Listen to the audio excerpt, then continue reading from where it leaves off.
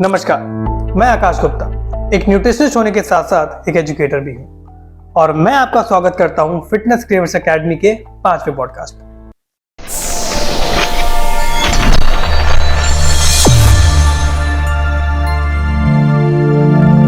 हमारा ये पॉडकास्ट भी एक बहुत ही सेंसेशनल टॉपिक को कवर करता है जो कि है कॉस्मेटिक इम्प्लांट्स। आजकल हम देखते हैं जो फिटनेस इन्फ्लुएंसर्स हैं वो बहुत ही एस्थेटिक गुड लुकिंग फिजिक को कैरी करते हैं। अब देखिए उनकी बॉडी को, उनके एब्डोमिनल पे, उनके वेस्ट लाइन पे आपको बहुत ही मिनिमल फैट मिलता है, मगर आपको सारा फैट और मसल मास कहाँ कॉन्सेंट्रेटेड मिलेगा? उनके हिप एरिया में, ब्रेस्ट में, चेस्ट एरिया में। तो हम जानेंगे कि क्या ये रियल है या इसके पीछे कुछ राज है। तो आज इस राज से पर्दा उठेगा। हम देखेंगे कि ये जो प्रोसीजर्स हैं इस चीज़ को अचीव करने के लिए क्या ये सेफ है या फिर इसके कोई प्रॉज या कॉन्स भी हैं, और साथ ही साथ हम जानेंगे इसके पीछे होने वाली कॉस्ट और केयर के बारे में। तो इस टॉपिक पर चर्चा के लिए आज हमारे साथ जुड़ रही हैं डॉक्टर प्रियंका जैन, जो बाय प्रोफेशन एक मस्कुलोस्केलेटल फिजियोथेरेपिस्ट हैं और पैशन से वो फिटनेस क्रेवर्स एकेडमी के डायरेक्टर होने के साथ साथ एक एजुकेटर भी। चलिए जुड़ते हैं उनके साथ। नमस्कार डॉक्टर साहिबा। नमस्कार। अगेन बहुत बहुत धन्यवाद कि आप हमारे साथ जुड़े। और सबसे पहले मैं जानना चाहता हूँ कि ये चल क्या रहा है फिटनेस इंडस्ट्री में हमारी।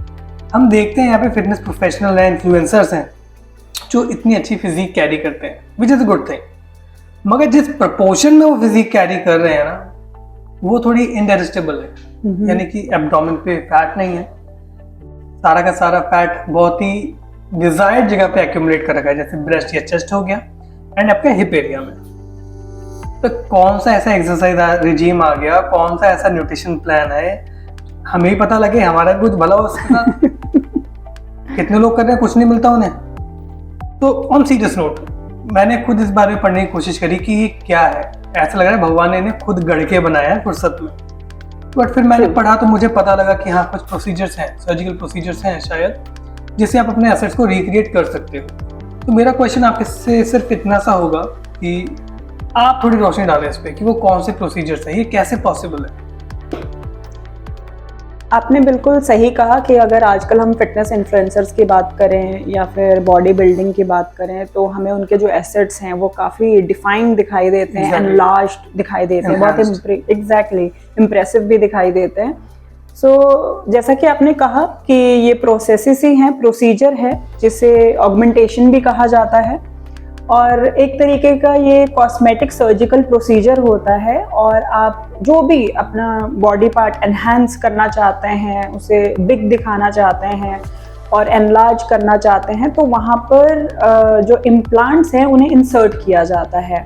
बेसिकली दो तरीके के इम्प्लांट्स हैं, लाइक जो सिलिकॉन बेस्ड हैं एंड सलाइन वाटर बेस्ड हैं, जिसके बीच में जो क्लाइंट्स हैं वो चूज कर सकते हैं एज पर देयर नीड। अभी जैसे कि मैंने भी बोला, आपने भी बोला कि दो जगहें हैं मोस्ट प्रोमिनेंट, हिप और ब्रेस्ट या फिर चेस्ट एरिया। करेक्ट। मेरा क्वेश्चन सिर्फ इतना सा होगा भी कि क्या सिर्फ यही दो ऐसी प्रोमिनेंट जगह है जहाँ पे इम्प्लांट्स होते हैं, या फिर आप वर्चुअली कहीं पर भी बॉडी में इम्प्लांट्स करा सकते हैं?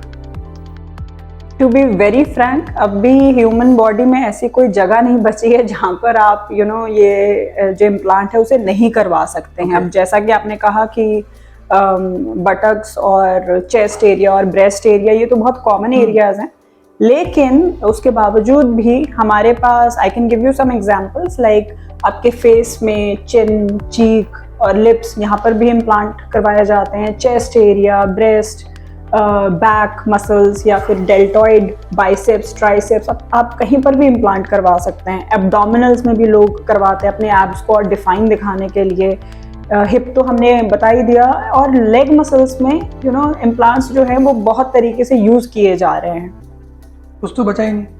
तो एक जो कहावत है पुरानी कि इंसान हार्ड मांस का पुतला है, अब ये कह सकते हैं ना कि वो प्लास्टिक का पुतला है, पुतला ही हो गया।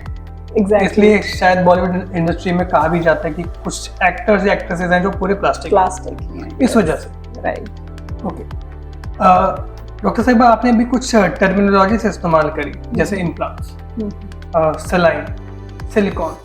तो मैं इतना जानना चाहूँगा कि ये इम्प्लांट्स आखिरकार हैं क्या, यानी किस चीज़ से बने होते हैं, और साथ ही साथ ये जो सिलिकॉन है या सलाइन है इनका इसमें क्या रोल है? क्योंकि सिलिकॉन जहाँ तक मैंने पढ़ा है एक नेचुरल एलिमेंट है जो आपके अर्थ क्रस्ट में, सैंड में, ब्रिक्स में मिलता है। सेलाइन तो नॉर्मली आई गेस वही वाटर है जो जानते हैं नॉर्मली सर्जिकल प्रोसीजर्स में। सो इनका क्या रोल है इम्प्लांट्स के अंदर?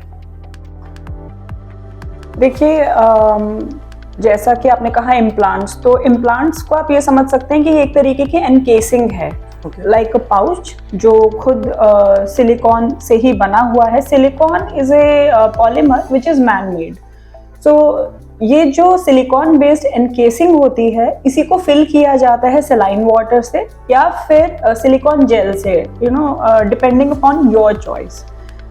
अब जो ये अगर हम वाटर बेस्ड इम्प्लांट्स की बात करें, so without a doubt they are very cost effective. काफ़ी यू नो जो उसके एक्सपेंसेस है वो कम आते हैं लगाने के, और इसका जो इंसेशन रेट है और जो स्कारिंग रेट है वो भी काफ़ी कम है। ऐसा क्यों है? क्योंकि इसमें क्या होता है, जो एनकेसिंग होती है सिलिकॉन बेस्ड, पहले उसको इंसर्ट किया जाता है उस जगह पर, यू नो, उस बॉडी पार्ट पर जिसे आप एनहांस दिखाना चाहते हैं। तो इंसर्ट करने के बाद फिर उसमें आपका सेलाइन वाटर भरा जाएगा। तो इंसीजन, जो सर्जिकल इंसीजन लगेगा वो भी कम होगा, स्कारिंग रेट भी कम रहेगा।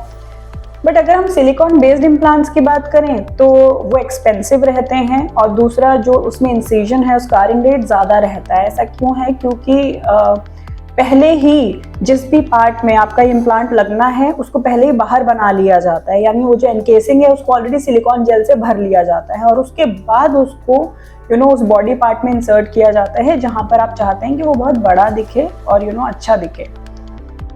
तो ये तो था यू नो इनके बीच में एडवांटेज डिसएडवांटेज, लेकिन फिर भी सिलिकॉन बेस्ड जो है वो ज़्यादा प्रेफरेबल है। ऐसा क्यों है? क्योंकि सबसे पहली बात कि ये you know it gives U a natural feel, उसका नेचुरल फ्लो रहता है, इट इज़ विस्कस, और जो यू नो इसकी जो पोजीशन है वो ये मेंटेन रखता है। स्टेबलाइजेशन इसमें अच्छा है, ये माइग्रेट नहीं करेगा। इवन इफ अगर ये रप्चर भी हो जाए बॉडी के अंदर तो ये माइग्रेट नहीं करता, यू नो, जिसकी वजह से आपको कॉम्प्लिकेशंस हो जाएं, और यू नो आपके जो टिश्यूज़ हैं आसपास के वो कहीं डैमेज ना हो जाएं, कहीं कैंसरस ना बन जाए, तो उसमें इसके जो चांसेस है बहुत कम रहते हैं।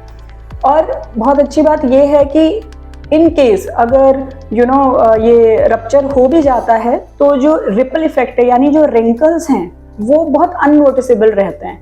तो it gives you good look, you know, as compare to water based implant. अगर हम वाटर बेस्ड इम्प्लांट की बात करें तो उनके साथ तो अब आपको पता ही है, अगर वो रप्चर हो गया तो जो वाटर है वो स्पिल कर जाएगा, और जो आसपास के टिश्यूज है उनको भी डैमेज करने के पूरे चांसेस रहते हैं। उसमें रिपल इफेक्ट यानी रिंकल्स आपको दिखाई देंगे, जिसकी वजह से जो लुक है वो भी बहुत खराब हो जाता है, सैगी लुक उसमें दिखाई देगा। तो ये कुछ एडवांटेज और डिसएडवांटेज थे जिनके बारे में मैंने आपको बताया। सिलिकॉन में मैंने सुना है कि वो एक तरीके से बिल्कुल जैसे फैटी टिश्यू का जो टच होता है बिल्कुल वैसे मिमिक करता है। करेक्ट, फॉर्म उसमें ज्यादा आपको फील मिलेगा। बट फिर एक क्वेश्चन ये आता है कि व्हाई ओनली सिलिकॉन? यानी कि बहुत सारे ऐसे मेटल्स हैं जो अवेलेबल हैं, तो सिर्फ सिलिकॉन को ही क्यों यूज करा जाता है? क्या कोई एडवांटेज है क्या उसके ऊपर, उसका किसी और मेटल या किसी और कंपाउंड के ऊपर?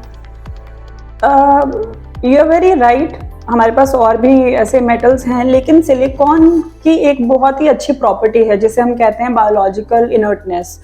तो उसमें क्या होता है, जैसा मैंने अभी आपको कहा कि अपनी पोजीशन इतनी आसानी से लूज नहीं करता, स्टेबलाइजेशन इसमें बहुत ज़्यादा है। तो as compare to other metals और एलिमेंट्स आप ये कह सकते हैं कि इसकी स्टेबिलिटी ज़्यादा है और ये नॉन टॉक्सिक है in nature. So that is why silicone is you know more preferable than other compounds और एलिमेंट्स।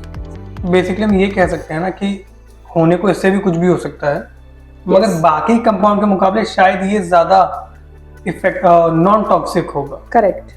तो अगर मैं मेडिकल टर्म्स में बोलूँ, या शायद आपके केमिकल, फिजियोलॉजिकल और इम्यूनोलॉजिकल प्रोसेस को शायद कम ऑल्टर करें। एग्जैक्टली, आपने बहुत अच्छी बात बोली है ये। यस। तो अब जो मेरा क्वेश्चन है डॉक्टर साहिबा, वो थोड़ा क्रूशियल होगा जनता के हिसाब से भी, क्योंकि मैं जानना चाहूंगा कि क्या ये जो इम्प्लांट्स हैं, चाहे वो ब्रेस्ट का हो, चाहे वो हिप का हो, या फिर डिफरेंट किसी बॉडी पार्ट का हो, क्या ये इम्प्लांट कराना सही है? अगर सही है तो वो कौन ऐसी एक चंक ऑफ पॉपुलेशन है जो ये इम्प्लांट्स कराए तो ठीक रहे उनके लिए, या उनके लिए बेनिफिशियल है? और साथ ही साथ जो ये फिटनेस प्रोफेशनल है, इन्फ्लुएंसर्स हैं, जो ये इम्प्लांट्स लगा के घूम रहे हैं, लोगों को इन्फ्लुएंस कर रहे हैं, क्या ये उनके लिए, ये जो वो करते हैं, क्या ये माल प्रैक्टिस है या फिर आप इसे बोलोगे ओके इट्स ओके, आप करा सकते हो? वेरी ट्रिकी क्वेश्चन, क्योंकि कॉस्मेटिक इम्प्लांट्स का यूज करना that is very subjective, depend करता है कि आपकी क्या नीड है।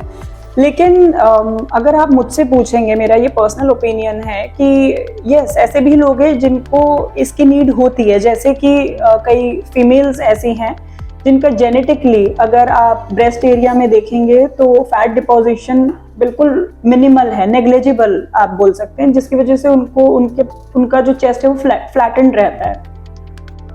तो उस केस में उनकी वो नीड बन जाती है, यू नो, उनके लिए जो इम्प्लांट्स है वो बहुत ही इंपॉर्टेंट रोल प्ले करते हैं। जिस फ्लैटन चेस्ट की वजह से वो उनका जो कॉन्फिडेंस था वो लो रहता था, वो अपने आप को प्रेजेंटेबल फील नहीं करती थी, इम्प्लांट हो जाने के बाद they feel more confident, more presentable. तो उनके लिए तो एक ये you know life changing moment हो जाता है। अब अगर आप बॉडी बिल्डर्स की बात करें, जैसा कि हमने पहले भी स्टेरॉइड्स का डिस्कशन किया था और उसमें हमने बताया था कि उसके साइड इफेक्ट के रूप में लाइक फीमेल्स में बिल्कुल फ्लैटन चेस्ट रहता है, यू नो, जो उनका बटक एरिया है वहाँ से भी फैट लूज होगा, तो वो भी मेल्स की तरह होने लग जाता है।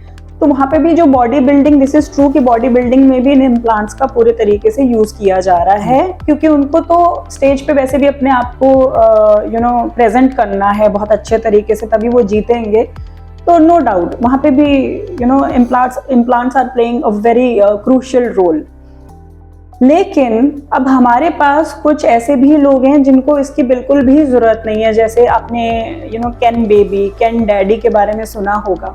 तो मैं जनता को बताना चाहूंगा, जो अभी आपने नाम लिया कैन बेबी या कैन डैडी, ये जैसे आपने बारबी सुना होगा, बारबी वर्ल्ड को मिमिक किया जाता है रियल वर्ल्ड में।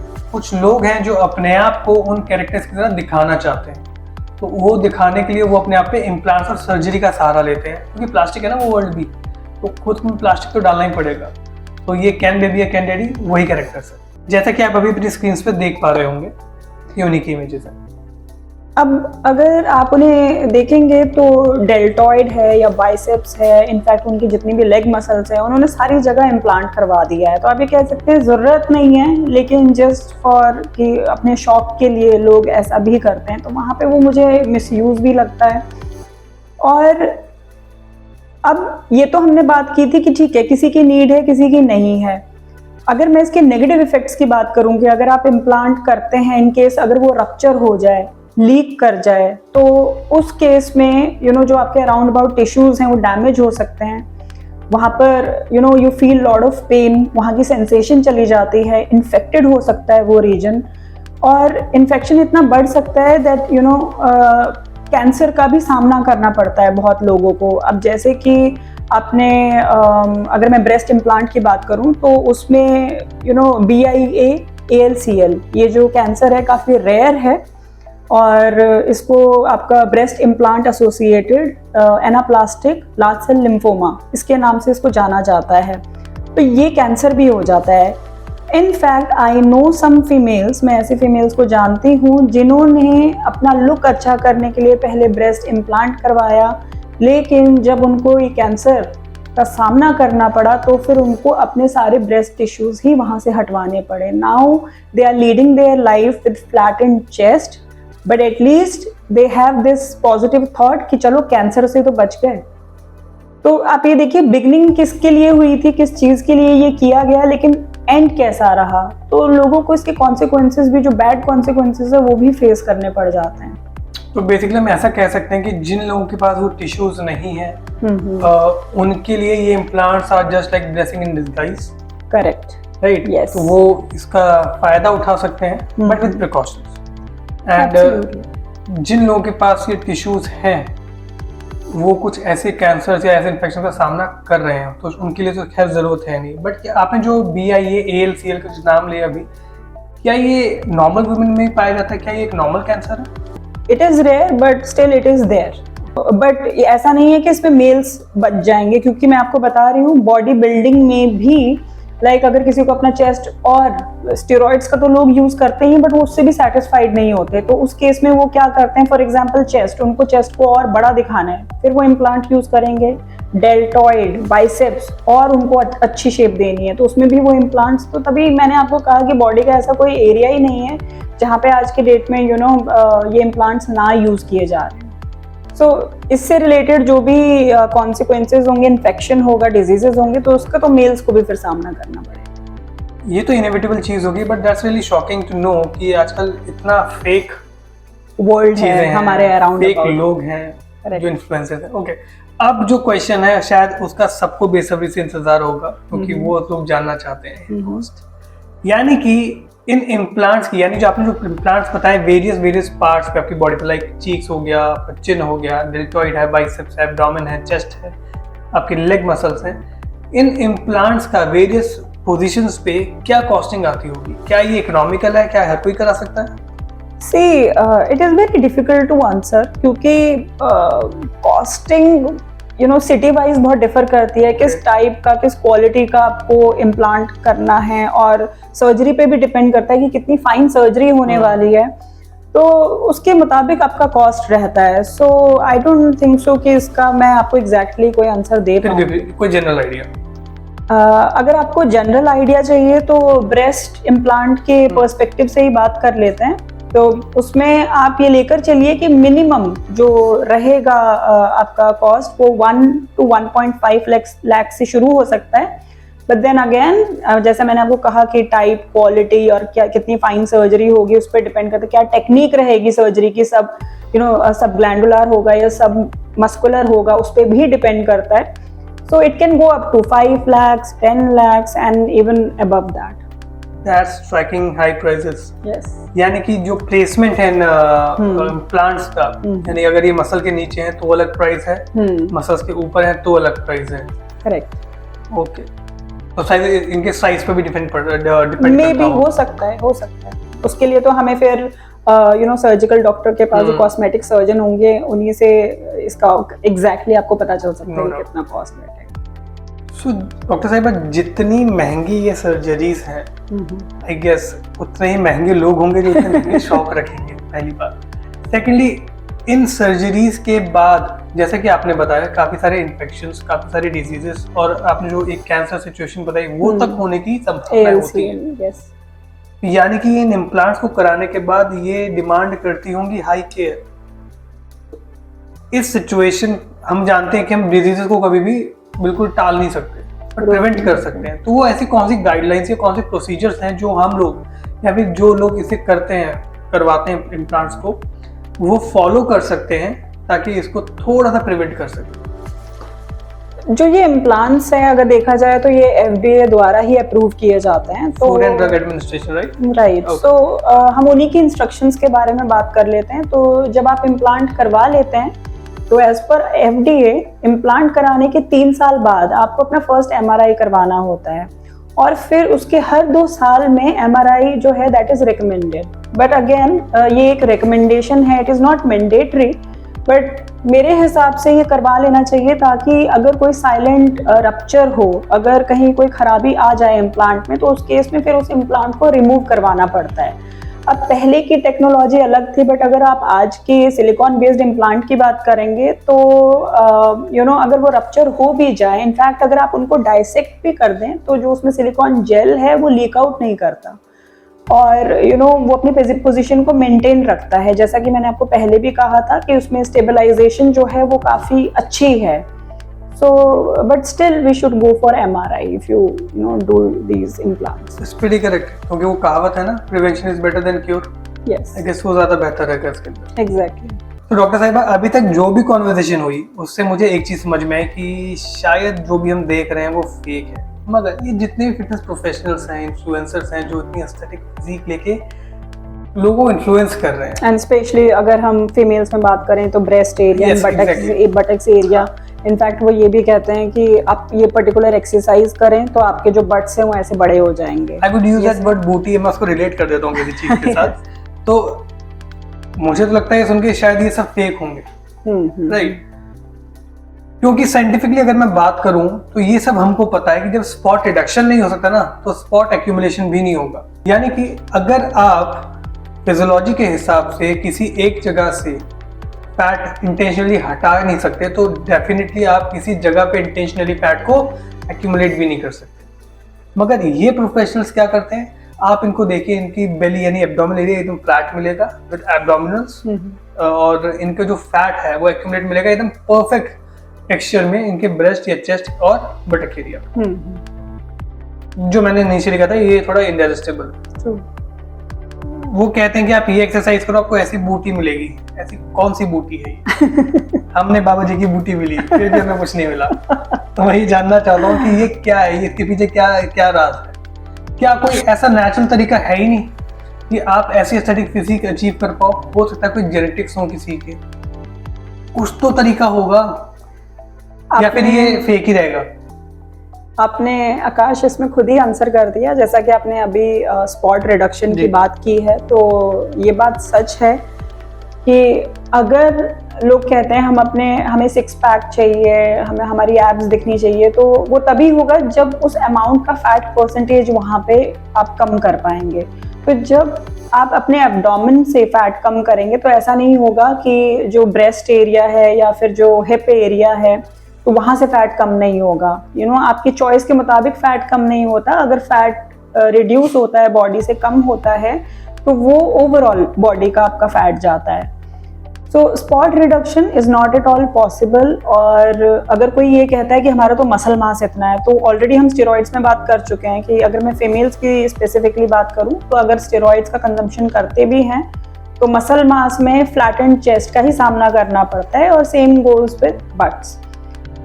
सो naturally, to be very frank, it is not possible. और अगर आप जेनेटिक्स की भी बात करते हैं तो तब तो फिर वो बहुत ही rarest of the rare case होगा। अदरवाइज जनरली अगर हम बात करें तो मेरे हिसाब से इट इज़ नॉट पॉसिबल।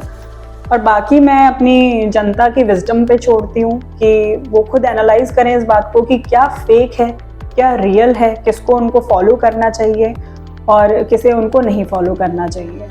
तो हम ऐसे कंक्लूड कर सकते हैं ना कि ठीक है, आप किसी को देखते हो, एडमायर करो, बट बिना सच जाने, बिना नॉलेज को रखे, जो हम हमेशा बोलते हैं, किसी को फॉलो या किसी की तरह बनने की जरूरत नहीं। यस, और अभी जो आज हमने कॉस्मेटिक इम्प्लांट्स पे डिस्कशन किया तो उसका मेन मोटिव यही था कि आजकल फिटनेस इन्फ्लुएंसर्स, जैसा कि अभी हमने ये बात की कि आपको बिग बूटी दिखाकर वो ये कहते हैं कि अच्छा आप पर्टिकुलर न्यूट्रिशन कंज्यूम करिए या फिर आप ये एक्सरसाइज करिए तो इससे आपके जो बट्स हैं वो एनहांस हो जाएंगे। या फिर मैंने ऐसी एक्सरसाइजेस भी देखी है जिसमें वो क्लेम करते हैं कि अगर आप ये पर्टिकुलर एक्सरसाइज करेंगे तो जो आपका ब्रेस्ट एरिया है वो भी एनलार्ज हो जाएगा। सो दुनिया में ऐसा कोई न्यूट्रिशन नहीं बना है, ऐसी कोई एक्सरसाइज नहीं बनी है जो उसे बड़ा कर दे। लेकिन यस, किस तरीके से वो हो सकता है, वो हमने आज इम्प्लांट्स की ज़रूर बात की है। तो प्लीज़ कोई भी चीज़ को फॉलो करने से पहले उसकी तह तक जाइए और उसके डेप्थ में जाके नॉलेज गेन करिए, ताकि कोई आपको बेवकूफ़ ना बनाए। यानी किसी भी इंसान के पास नॉलेज के साथ साथ विजडम भी होनी चाहिए, करेक्ट? यस। सो बहुत बहुत धन्यवाद डॉक्टर साहिबा, शुक्रिया कि आप हमारे साथ जुड़े और इतने ट्रुथफुल व्यूज आपने हमारे साथ शेयर करे। शुक्रिया, धन्यवाद। तो था ना ये बहुत मजेदार एपिसोड। क्या आप भी किसी को जानते हैं जिसने इम्प्लांट कराया हो, या फिर आप किसी से मिले हो जिसने इम्प्लांट कराया होगा और शायद आप श्योर नहीं थे? अगर है तो शेयर करो, कमेंट बॉक्स में अपना एक्सपीरियंस शेयर करो। और अगर किसी को जानते हो जिसके मन में ये थॉट चल रहा है कि मैं इम्प्लांट करा लेता हूँ या करा लेती हूँ, drop it, straight away drop it. Because at fitness cares academy हम यही प्रीच करते हैं, keep it natural, say no to steroids, say no to implants, in short say no to plastic. अगर आपको ये पॉडकास्ट अच्छा लगा हो, आई होप अच्छा लगा ही होगा, तो खूब लाइक करें, शेयर करें अपने फ्रेंड्स के साथ, रिलेटिव्स के साथ और उनके साथ जो ऐसा सोच रहे हैं। और हाँ, सब्सक्राइब करना ना भूलें हमारे चैनल को, which is fitness cares academy. तब तक के लिए व्यायाम करें, अच्छा खाएं और खुश रहें। धन्यवाद।